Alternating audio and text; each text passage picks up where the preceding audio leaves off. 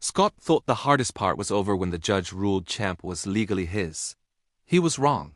Because saving a life is one thing, but protecting it is another. Champ stood quietly in the trailer behind the veterinary clinic. His powerful body finally healed, his eyes calm but alert.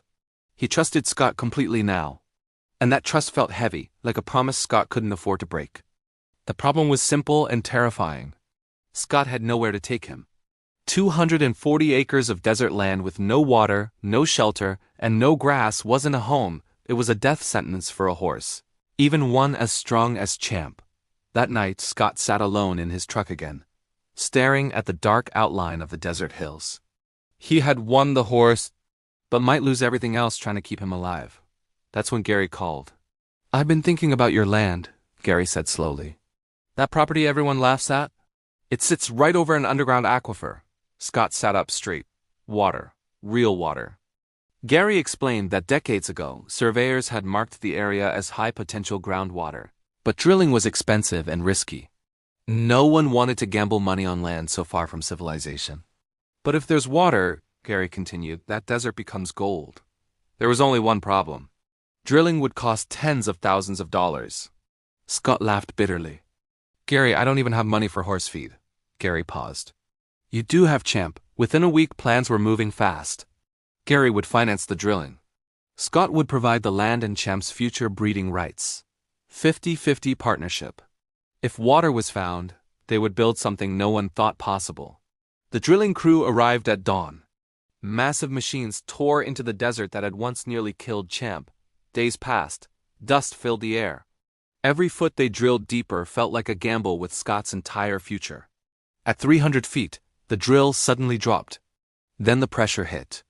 Water exploded upward, soaking the crew, the machines, and the desert floor. Strong. Clean. Endless. Scott fell to his knees. The desert had been hiding a secret all along. Within months, the land transformed. Fencing went up.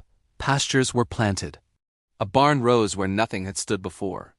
And in the center of it all was Champ running for the first time across open land. Mane flying, hooves pounding the earth like he was reclaiming everything stolen from him. Word spread fast.